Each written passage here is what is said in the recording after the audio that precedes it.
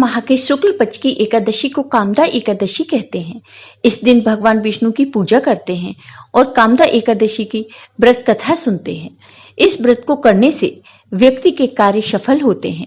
भगवान विष्णु की कृपा से पापों से मुक्ति मिलती है और वह व्यक्ति मोक्ष प्राप्त करता है। और इस साल यह व्रत आज है। इस दिन पूजा के बाद व्रत कथा अवश्य पढ़नी चाहिए। कहते हैं कि कामदा एकादशी व्रत कथा भगवान श्री कृष्ण ने धर्मराज युधिष्ठिर को सुनाई थी। एक बार युधिष्ठिर ने भगवान श्री कृष्ण से पूछा कि चैत्र शुक्ल एकादशी का व्रत का महत्व क्या है, इसकी व्रत की महिमा और विधि क्या है। इस पर भगवान श्री कृष्ण ने कहा कि चैत्र शुक्ल एकादशी को कामदा एकादशी के रूप में जानते हैं। यह व्रत मनुष्य के पापों का नाश करता है, उसे जीवन मरण के चक्र से मुक्ति मिलती है। अब सुनिए कामदा एकादशी की ये कथा। किसी नगर में एक राजा राज्य करते थे। उन राजा का नाम पुंडरीक था।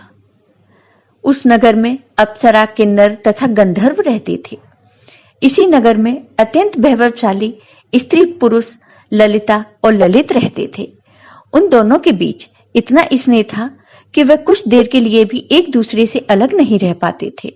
ललित राजा के दरबार में एक दिन गंधर्वों के साथ गान करने पहुंचा, लेकिन गाते गाते उसे ललिता की याद आ गई और उसका सुर बिगड़ गया।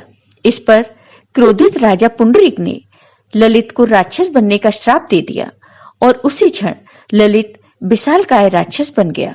उसका शरीर 8 योजन का हो गया।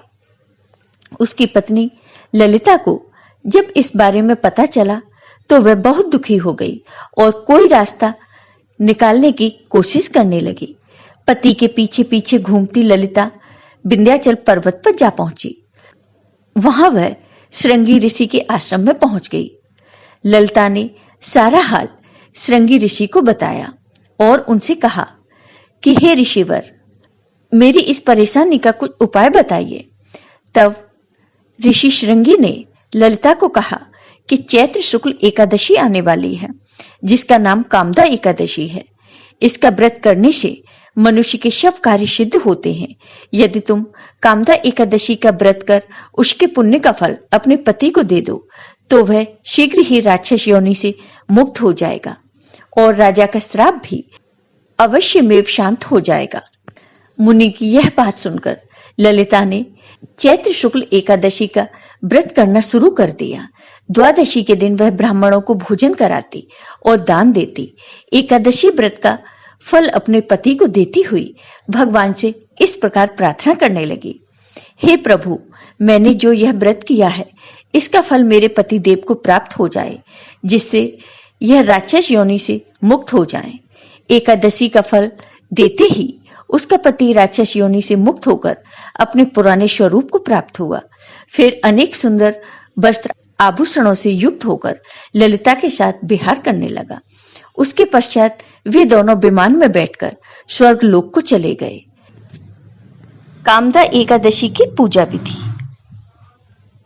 एकादशी के दिन सुबह उठकर हर काम से निवृत्त होकर स्नान करके साफ सुथरे कपड़े पहन लें। इसके बाद भगवान विष्णु का नमन करते हुए व्रत का संकल्प लें। इसके बाद भगवान विष्णु की पूजा करें। सबसे पहले एक चौकी में पीला रंग का कपड़ा बिछाकर भगवान विष्णु की मूर्ति या तस्वीर स्थापित करें। इसके बाद भगवान को हल्दी, अक्षत, चंदन, फूल आदि चढ़ाएं। इसके बाद पंचामृत, तुलसी जल चढ़ाएं। इसके बाद भोग अर्पित करें। फिर घी का दीपक धूप जलाकर एकादशी की कथा को पढ़कर आरती करें। इसके साथ ही शाम के समय तुलसी माता के सामने घी का दीपक जलाना चाहिए। इससे भगवान विष्णु जल्द प्रसन्न होते हैं। और फिर कामदा एकादशी व्रत की कथा जरूर पढ़ें। याद रखें कि पूजा पाठ के बाद ब्राह्मण या किसी गरीब व्यक्ति को भोजन जरूर कराएं और एकादशी व्रत का पारण अगले दिन द्वादशी तिथि में ही